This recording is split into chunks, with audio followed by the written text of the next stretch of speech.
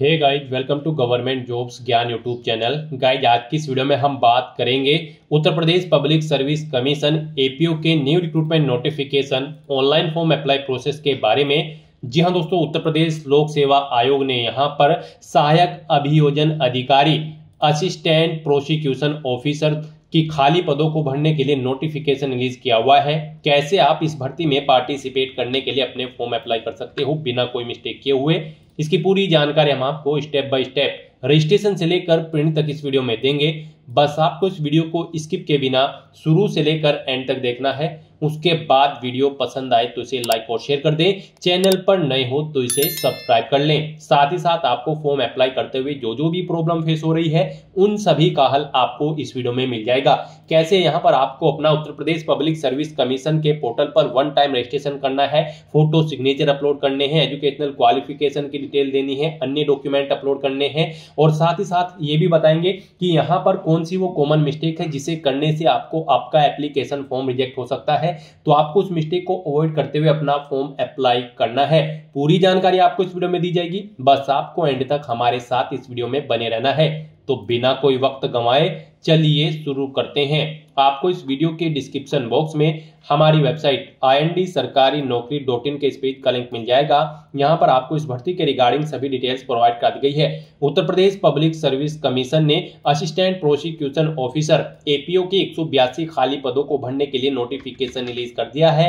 आप 16 अक्टूबर 2025 तक अपने फॉर्म अप्लाई कर सकते हो। 21 से 40 साल आपकी आयु सीमा रखी गई है। जनरल, ओबीसी, ईडब्ल्यूएस के लिए 125 रुपए फीस है। SC/ST के लिए 65, PH कैंडिडेट के लिए 25 रुपए फीस है, जो कि आप ऑनलाइन मोड से जमा करा सकते हो। सिलेक्शन यहां पर आपका रिटन एग्जाम और इंटरव्यू के आधार पर होगा। आप ऑल इंडिया से ऑनलाइन मोड में इस भर्ती के लिए अप्लाई कर सकते हो। उसके लिए आपको इस पेज को नीचे स्क्रॉल डाउन करना है, इंपोर्टेंट लिंक सेक्शन में आना है, English notification PDF, Hindi notification PDF link पर क्लिक करके इस भर्ती के नोटिफिकेशंस को ओपन कर लेना है हिंदी या फिर इंग्लिश लैंग्वेज में, और यहां से आपको पूरी डिटेल रीड कर लेनी है। यहां पर आपको सभी डिटेल्स प्रोवाइड कर दी गई है, जैसे कि क्या पोस्ट का नाम है, कितनी उसके लिए नंबर ऑफ वैकेंसीज है, कैसे आप अप्लाई कर सकते हो, कब से कब तक आप अप्लाई कर सकते हो, क्या आपका एलिजिबिलिटी क्राइटेरिया होना चाहिए। पूरी जानकारी आपको इस नोटिफिकेशन में दे दी गई है। आप सभी डिटेल्स यहां से रीड करें, उसके बाद अपने फॉर्म अप्लाई कर लें। फॉर्म अप्लाई करने के लिए भी आपको हमारी वेबसाइट के इसी पेज पर ही अप्लाई ऑनलाइन का लिंक दिया गया है। जैसे ही आप इस लिंक पर क्लिक करेंगे, आपके सामने उत्तर प्रदेश पब्लिक सर्विस कमीशन का ये पोर्टल ओपन होगा। गाइड, यहाँ पर आने के बाद आपको एग्जामिनेशन के असिस्टेंट प्रोसिक्यूशन ऑफिसर एग्जामिनेशन के सेक्शन में आना है, और यहाँ पर आपको अप्लाई की इस टैब पर क्लिक करना है। अप्लाई करने से पहले आप एडवर्टाइजमेंट चेकआउट कर सकते हो। एडवर्टाइजमेंट के लिंक पर क्लिक करके कुछ इंस्ट्रक्शन दिए गए हैं, उन्हें भी आप चेकआउट कर सकते हो यूजर इंस्ट्रक्शन के लिंक पर क्लिक करके। तो यहाँ पर अब आपको अप्लाई करने के लिए अप्लाई की स्टेप पर क्लिक करना है। उसके बाद आपके सामने यहाँ पर कुछ इस तरह से इंटरफेस ओपन होगा। गाइस, यहाँ पर आने के बाद आपको अपनी क्वालिफिकेशन चेकआउट कर लेनी है। चेक क्वालिफिकेशन की स्टेप पर क्लिक करके, और उसके बाद ऑथेंटिकेट विद OTR के इस ऑप्शन पर क्लिक करना है। फिर यहाँ पर आपको ऑथेंटिकेट विद OTR सर्वर के ऑप्शन पर क्लिक करना है। फिर आपसे पूछा गया कि क्या आपने अपना वन टाइम रजिस्ट्रेशन कंप्लीट कर लिया है। गाइस, यहाँ पर अगर आपने वन टाइम रजिस्ट्रेशन कंप्लीट कर लिया है तो आप यस करेंगे, और फिर गो के ऑप्शन पर क्लिक करेंगे, और फिर यहाँ पर आप अपना OTR नंबर एंटर करके प्रोसीड के ऑप्शन पर क्लिक करके अपने डैशबोर्ड में लॉगिन करके आप अपना फॉर्म अप्लाई करेंगे। और अगर आपने OTR रजिस्ट्रेशन नहीं किया है, आप उत्तर प्रदेश पब्लिक सर्विस कमीशन के इस पोर्टल के थ्रू किसी भी भर्ती के लिए फर्स्ट टाइम अप्लाई करने जा रहे हो, तो सबसे पहले यहाँ पर आपको अपना वन टाइम रजिस्ट्रेशन करना होगा। उसके लिए आपको यहाँ पर नो ऑप्शन सेलेक्ट करना है। फिर आपको click here to get your OTR number option पर क्लिक करना है। फिर आपके सामने यहाँ पर आपका वन टाइम रजिस्ट्रेशन का फॉर्म ओपन हो जाएगा।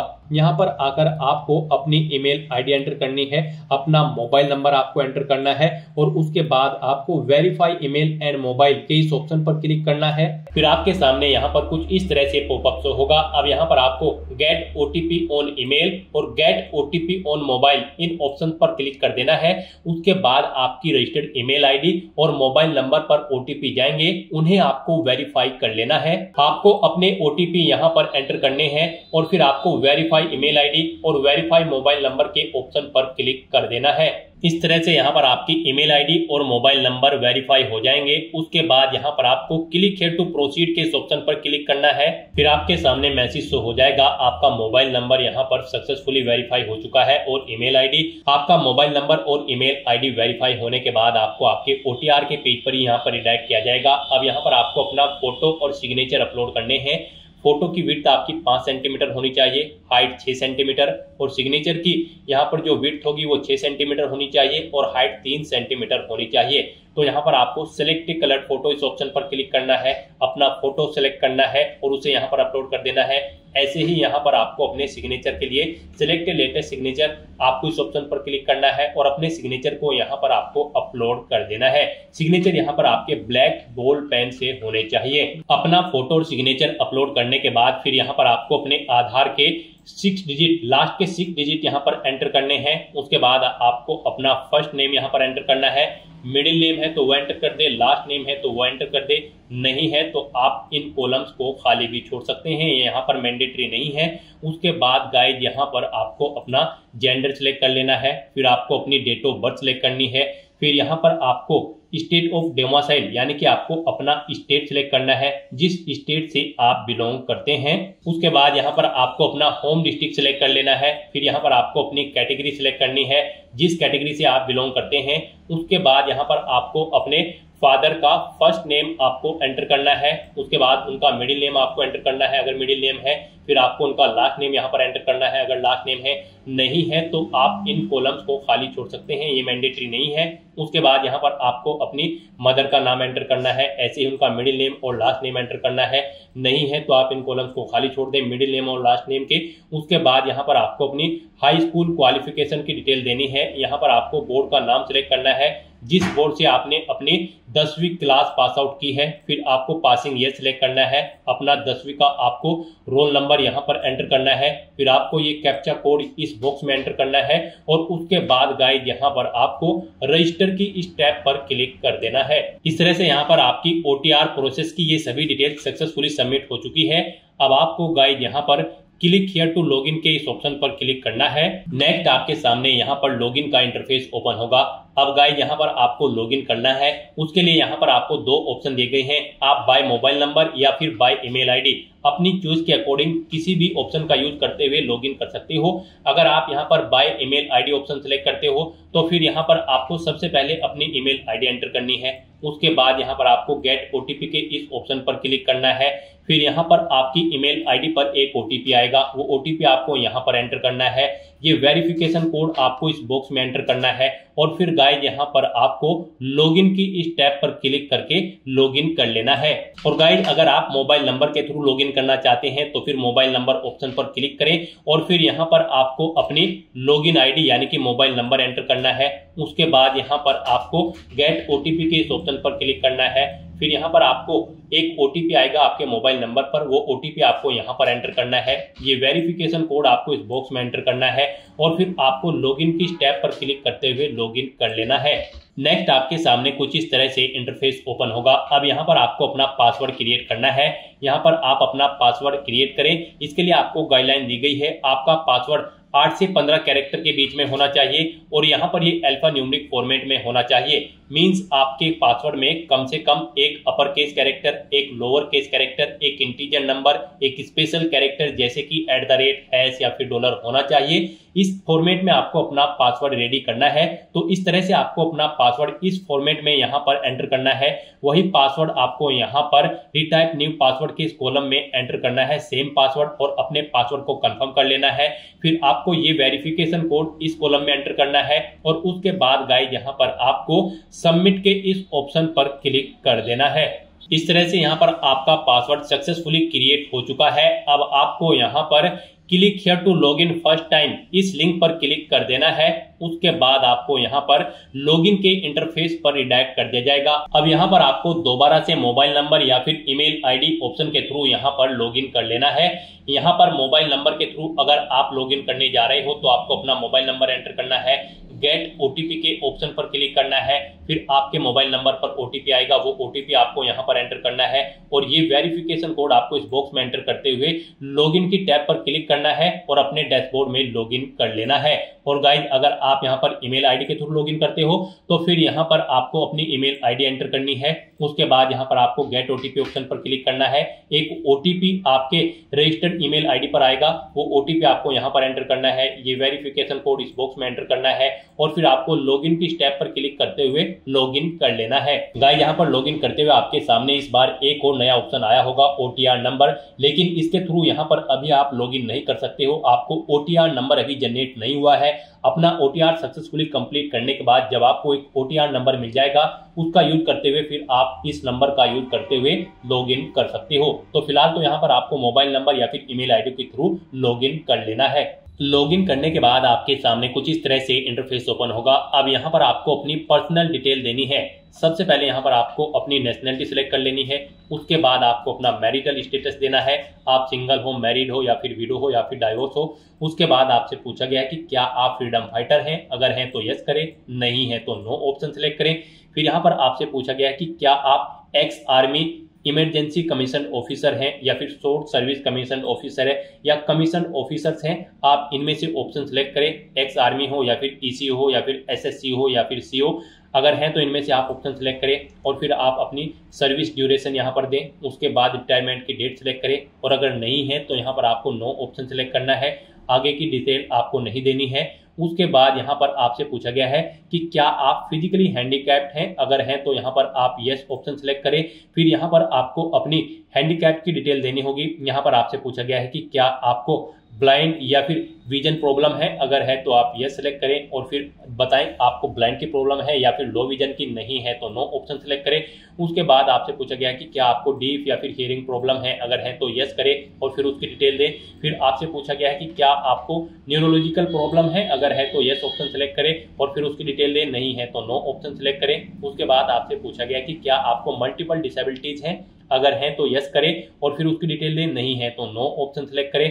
फिर यहाँ पर आपसे पूछा गया कि क्या आपको फिजिकली प्रॉब्लम है, लोकोमोटर डिसेबिलिटी, सर्बल पैलेसी है, अगर है तो यहाँ पर आप यस ऑप्शन सेलेक्ट करें और फिर यहाँ पर आप अपनी पीएच कैटेगरी, लोकोमोटर या फिर सर्बल पैलेसी की कैटेगरी या फिर सब कैटेगरी सिलेक्ट कर ले। कौन सी यहाँ पर आपको लोकोमोटर या फिर सर्बल पैलेसी है, आप अपने अकॉर्डिंग ऑप्शन सेलेक्ट करें। और गाइस, अगर आपको ये प्रॉब्लम नहीं है, आप फिजिकली प्रॉब्लम आपको नहीं है, तो यहाँ पर आपको नो ऑप्शन सेलेक्ट करना है। फिर ये आगे की डिटेल्स आपके सामने डिसेबल्ड कर दी जाएगी। उसके बाद यहाँ पर आपको इस पेज को नीचे स्क्रॉल डाउन करना है। फिर यहाँ पर आपसे पूछा गया है कि क्या आप स्किल्ड प्लेयर हैं, अगर हैं तो यहाँ पर आप यस ऑप्शन सेलेक्ट करें और फिर यहाँ पर लेवल ऑफ प्लेयर आप यहाँ पर सिलेक्ट करें। यानी कि यहाँ पर आपसे पूछा गया कि क्या आप स्पोर्ट पर्सन हैं, अगर हैं तो आप यस करेंगे और फिर यहाँ पर आप बताएं किस लेवल के आप प्लेयर हैं, इंटरनेशनल लेवल, नेशनल लेवल या फिर स्टेट लेवल, आप अपने अकॉर्डिंग ऑप्शन सेलेक्ट करें। फिर यहाँ पर आपसे पूछा गया कि क्या आपके पास एनसीसी है, अगर है तो यस करें और फिर यहाँ पर आप एनसीसी का सर्टिफिकेट लेवल बताएं कौन सा है आपके पास, ए, बी या फिर सी, और अगर नहीं है आपके पास एनसीसी तो फिर यहाँ पर आपको नो ऑप्शन सिलेक्ट कर लेना है। फिर आपसे पूछा गया कि क्या आप गवर्नमेंट एम्प्लॉय हैं, फिर आप करंट वर्किंग ऑप्शन सिलेक्ट करेंगे और उसके बाद यहाँ पर आपको बताना होगा कि आप स्टेट गवर्नमेंट के एम्प्लॉय हैं उत्तर प्रदेश के या फिर अदर स्टेट या फिर सेंट्रल गवर्नमेंट के एम्प्लॉय हैं। यहाँ पर आप अपने अकॉर्डिंग ऑप्शन सिलेक्ट करेंगे और अगर आप गवर्नमेंट सर्विस नहीं करते हैं, गवर्नमेंट एम्प्लॉय नहीं है, तो यहाँ पर आपको नो ऑप्शन सिलेक्ट करना होगा। ये डिटेल आपको डिसेबल कर दी जाएगी, नहीं प्रोवाइड करानी है। फिर यहाँ पर आपसे पूछा गया है कि क्या आपको कभी उत्तर प्रदेश पब्लिक सर्विस कमीशन ने किसी परीक्षा में बैठने से रोका है, अगर रोका है तो आप यस ऑप्शन सिलेक्ट करें और फिर यहाँ पर आपको बताना है कब तक आपको परीक्षा में बैठने के लिए रोका गया है। आपको ईयर सिलेक्ट करना है, मंथ और डे सिलेक्ट कर लेना है और अगर नहीं रोका है तो यहाँ पर आपको नो ऑप्शन सिलेक्ट करना है। ये डिटेल आपको डिसेबल कर दी जाएगी, ये आपको प्रोवाइड नहीं करानी है। और इस तरह से अपनी ये सभी डिटेल्स फिल करने के बाद अब गाइज आपको सेव एंड नेक्स्ट के इस ऑप्शन पर क्लिक कर देना है। नेक्स्ट यहाँ पर आपको अपनी कम्युनिकेशन डिटेल प्रोवाइड करनी है। यहाँ पर आप अगर अपना अल्टरनेट मोबाइल नंबर एंटर करना चाहते हैं तो वो एंटर कर सकते हैं, नहीं करना चाहते हैं तो इस कॉलम को खाली छोड़ दें। अल्टरनेट ईमेल आईडी एंटर करना चाहते हैं तो वो आप यहाँ पर सेकंड अपनी ईमेल आईडी एंटर कर दें, नहीं करना चाहते हैं तो आप इस सेक्शन को खाली छोड़ दें। उसके बाद यहाँ पर आपको अपनी परमानेंट एड्रेस की डिटेल प्रोवाइड करनी है। यहाँ पर आप अपना एड्रेस एंटर करें, उसके बाद आप अपना स्टेट सिलेक्ट करें, फिर यहाँ पर आप डिस्ट्रिक्ट सेलेक्ट करें, अपना तहसील सेलेक्ट करें, उसके बाद बताएं आप रूरल एरिया से बिलोंग करते हैं या फिर अर्बन, आप अपने अकॉर्डिंग ऑप्शन सेलेक्ट करें। अगर आप अर्बन क्षेत्र से बिलोंग करते हैं तो फिर यहाँ पर आपको अपनी नगर पंचायत या फिर पालिका का नाम एंटर करना है। उसके बाद आपको अपना वार्ड नेम यहाँ पर देना है, फिर मोहल्ले का नाम आपको यहाँ पर देना है। और अगर आप रूरल क्षेत्र से आते हैं तो फिर यहाँ पर आपको अपने ब्लॉक का नाम सिलेक्ट करना है। उसके बाद आपको अपने न्याय या फिर ग्राम पंचायत का नाम यहाँ पर एंटर करना है, अपने विलेज का नाम यहाँ पर आपको सिलेक्ट कर लेना है। और उसके बाद गाइस यहाँ पर आपको अपना पुलिस स्टेशन यहाँ पर सिलेक्ट कर लेना है, फिर आपको अपना हाउस नंबर एंटर करना है, स्ट्रीट नंबर यहाँ पर आपको एंटर करना है या फिर पोस्ट ऑफिस। उसके बाद यहाँ पर आपको अपना पिन कोड एंटर कर देना है, फिर यहाँ पर आपको अपना कोरोस्पोंडेंस एड्रेस एंटर करना है। और अगर आपका कोरोस्पोंडेंस एड्रेस आपके परमानेंट एड्रेस के अकॉर्डिंग सेम है तो बस आप इस चेकबॉक्स को ओके कर दें, सेम एज परमानेंट एड्रेस। यहाँ पर ऑटोमेटिकली आपका कोरोस्पोंडेंस एड्रेस आपके परमानेंट एड्रेस के अकॉर्डिंग फिल हो जाएगा। और उसके बाद गाइस यहाँ पर आपको सबमिट डिटेल्स के इस ऑप्शन पर क्लिक कर देना है। नेक्स्ट आपके सामने कुछ इस तरह से इंटरफेस ओपन होगा। अब गाइस यहाँ पर आपको फोटो एंड सिग्नेचर की स्टेप पर क्लिक कर देना है। उसके बाद यहाँ पर आपके सामने कुछ इस तरह से इंटरफेस ओपन होगा। यहाँ पर आपने जो स्टार्टिंग में अपना फोटो और सिग्नेचर अपलोड किए थे वो यहाँ पर आपको शो कर दिए गए हैं। यहाँ पर आपको आपके फोटो और सिग्नेचर के लिए गाइडलाइन दी गई है। यहाँ पर आपके सिग्नेचर कुछ इस फॉर्मेट में होने चाहिए, यानी कि आपके सिग्नेचर में आपको पहले इंग्लिश में सिग्नेचर करने हैं, उसके बाद आपको हिंदी में अपना कंप्लीट नाम यहाँ पर मेंशन करना है और फिर उन्हें यहाँ पर आपको अपलोड कर देना है। इनके लिए यहाँ पर आपको गाइडलाइन भी दी गई है। गाइड यहाँ पर आपका जो फोटो होगा वो 5 KB से 50 KB के बीच में होना चाहिए और जो सिग्नेचर होंगे आपके वो भी 5 से 30 KB के बीच में होने चाहिए, JPG या फिर JPEG फॉर्मेट में होने चाहिए। यहाँ पर अगर इस गाइडलाइन के अकॉर्डिंग आपका फोटो और सिग्नेचर नहीं है तो यहाँ पर आप इन्हें चेंज कर सकते हो। आप यहाँ पर सिलेक्ट लेटेस्ट सिग्नेचर या फिर सिलेक्ट लेटेस्ट कलर फोटो इन ऑप्शन पर क्लिक करें। आपके सामने यहाँ पर फाइल सिलेक्ट करने का ऑप्शन आ जाएगा और फिर यहाँ पर आप अपना फोटो और सिग्नेचर चेंज कर सकते हो अगर ये दी गई गाइडलाइन के अकॉर्डिंग नहीं है। और गाइस यहाँ पर अगर आपका फोटो और सिग्नेचर बिल्कुल करेक्ट फॉर्म में है तो बस यहाँ पर अब आपको लास्ट के ऑप्शन पर लॉक एंड फाइनल सबमिट, आपको इस ऑप्शन पर क्लिक कर देना है। उसके बाद आपको आपके OTR फॉर्म का पूरा प्रीव्यू यहाँ पर शो कर दिया गया है। आपको सभी डिटेल्स केयरफुली चेकआउट करनी है और यहाँ पर आप click here to print your OTR detail इस ऑप्शन पर क्लिक करके आप अपने OTR की सभी डिटेल्स का एक प्रिंट आउट ले सकते हो फ्यूचर यूज के लिए। तो यहाँ पर आपको अपनी सभी डिटेल्स केयरफुली चेकआउट कर लेनी है। पेज को नीचे स्क्रॉल डाउन करना है, डिक्लेरेशन सेक्शन में आना है, इन चेकबॉक्सेस को ओके करना है और उसके बाद गाइस यहाँ पर आपको लॉक एंड फाइनल सबमिट के इस ऑप्शन पर क्लिक कर देना है।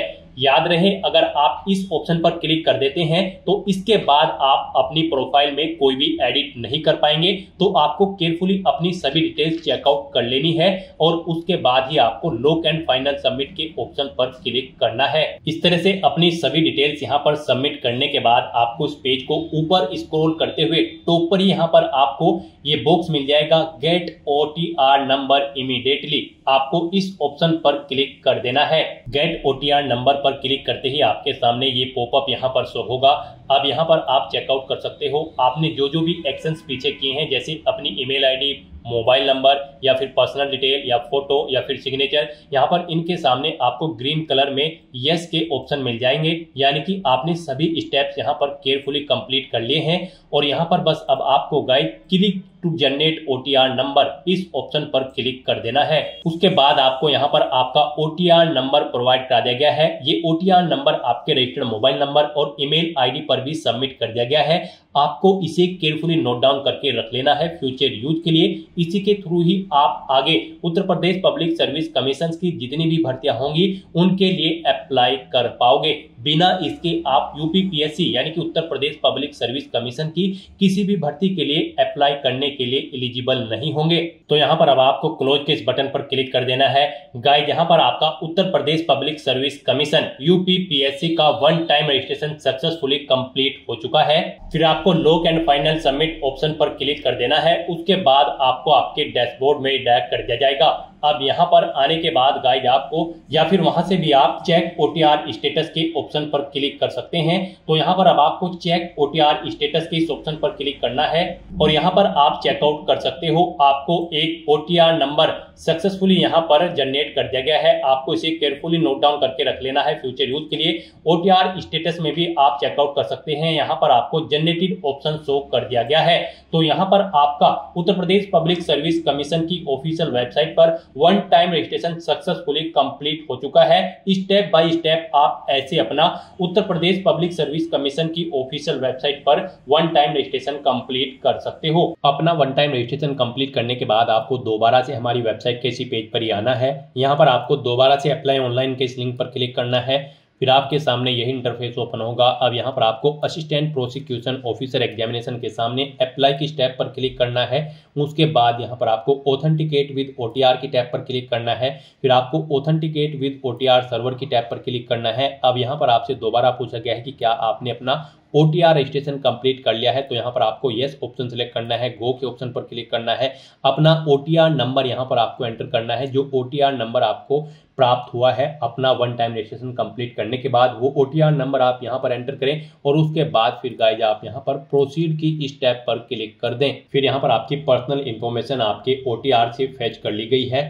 अब यहाँ पर गाइज आपको क्लिक हियर टू ऑथेंटिकेट के इस ऑप्शन पर क्लिक करना है। ऑथेंटिकेशन के लिए भी यहाँ पर आपको दो ऑप्शन दिए गए हैं। आप पासवर्ड के थ्रू या फिर ओटीपी के थ्रू अपना ऑथेंटिकेशन कर सकते हैं। अब यहाँ पर अगर आप पासवर्ड ऑप्शन सेलेक्ट करते हैं तो आपको अपना पासवर्ड यहाँ पर एंटर करना है और उसके बाद गाइज फिर आपको प्रोसीड के इस ऑप्शन पर क्लिक कर देना है। नेक्स्ट आपके सामने कुछ इस तरह से इंटरफेस ओपन होगा। यहाँ पर आपकी बेसिक डिटेल आपके ओटीआर से फेच कर ली गई है और पोस्ट की डिटेल, जिस पोस्ट के लिए आप अप्लाई कर रहे हैं एपीओ की, उसकी डिटेल भी यहाँ पर आपको प्रोवाइड करा दी गई है कि इस पोस्ट पर आपको कितनी सैलरी प्रोवाइड कराई जाएगी, क्या आपकी यहाँ पर एलिजिबिलिटी होनी चाहिए, लोअर एज कितनी होनी चाहिए, अपर एज आपकी कितनी होनी चाहिए, नंबर ऑफ वैकेंसीज कितनी है, पूरी जानकारी आपको पोस्ट के रिगार्डिंग दे दी गई है। तो यहाँ पर आपको सभी डिटेल्स केयरफुली चेकआउट कर लेनी है और उसके बाद गाइड फिर यहाँ पर आपको प्रोसीड के ऑप्शन पर क्लिक कर देना है। नेक्स्ट आपके सामने कुछ इस तरह से इंटरफेस ओपन होगा। यहाँ पर आपकी सभी डिटेल्स आपके ओटीआर से फेच कर ली गई है। आपको सभी डिटेल केयरफुली चेकआउट करनी है। पेज को नीचे स्क्रॉल डाउन करना है और यहाँ पर आपको इसेंशियल क्वालिफिकेशन डिटेल के सेक्शन में आ जाना है। यहाँ पर आपसे पूछा गया है इस पोस्ट पर अप्लाई करने के लिए आपके पास लॉ डिग्री होनी चाहिए किसी वेल रिकॉग्नाइज्ड यूनिवर्सिटी से। तो यहाँ पर आपको यस ऑप्शन सेलेक्ट करना है। उसके बाद आपको ये कैप्चा कोड इस बॉक्स में एंटर करना है और फिर गाइज आपको proceed for entering other detail के इस ऑप्शन पर क्लिक कर देना है। फिर यहाँ पर आपको आपके डैशबोर्ड में डायरेक्ट कर दिया गया है। अब गाइज यहाँ पर आपको करंट में यूपी पीएससी की जितनी भी भर्तियां चल रही है वो यहाँ पर आपको शो कर दी गई है।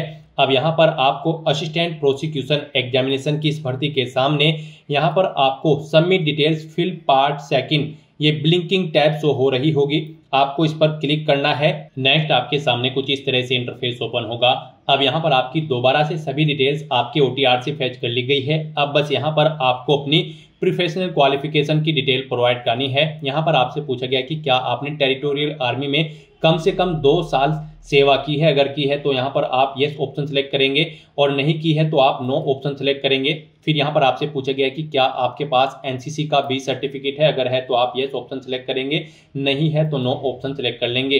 गाइज अगर आपके पास ये क्वालिफिकेशन नहीं है तो कोई बात नहीं, अगर आपके पास ये क्वालिफिकेशन होगी तो फिर यहाँ पर आपको प्रेफरेंस दिया जाएगा इस भर्ती प्रोसेस के दौरान। इस तरह से अपनी डिटेल फिल करने के बाद फिर आपको इस पेज को नीचे स्क्रॉल डाउन करना है, डिक्लेरेशन सेगमेंट में आना है और यहाँ पर आपसे पूछा गया कि क्या आप ऊपर दिए गए सभी डिक्लेरेशन सेगमेंट एक्सेप्ट करते हैं। तो यहाँ पर आपको यस ऑप्शन सेलेक्ट करना है। ये कैप्चा कोड आपको यहाँ पर एंटर करना है और उसके बाद गाइस यहाँ पर आपको प्रीव्यू फॉर्म के इस ऑप्शन पर क्लिक कर देना है। फिर यहाँ पर आपको आपके एप्लीकेशन फॉर्म का पूरा प्रीव्यू शो कर दिया गया है। आपको सभी डिटेल्स केयरफुली चेकआउट करनी है। पेज को नीचे स्क्रॉल डाउन करना है।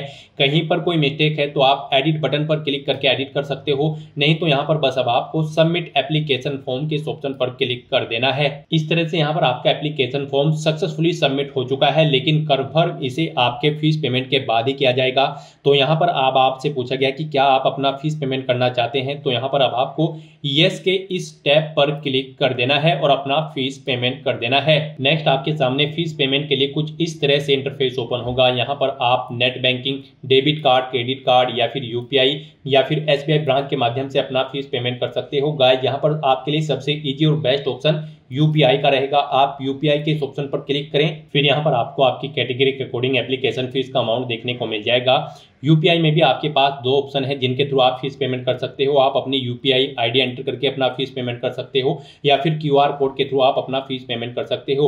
यूपीआई आईडी ऑप्शन अगर आप सिलेक्ट करते हैं तो यहाँ पर आप अपनी यूपीआई आईडी एंटर करें, वीपीआई नरेशन यहाँ पर एंटर करें और उसके बाद कंफर्म के इस ऑप्शन पर क्लिक करते हुए आप अपना फीस पेमेंट कर दें। और गाइज अगर आप क्यूआर कोड का ऑप्शन सेलेक्ट करते हैं तो फिर आपके सामने ये क्यूआर कोड शो होगा। आप इसे अपने यूपीआई से स्कैन करें और अपना फीस पेमेंट कर दें।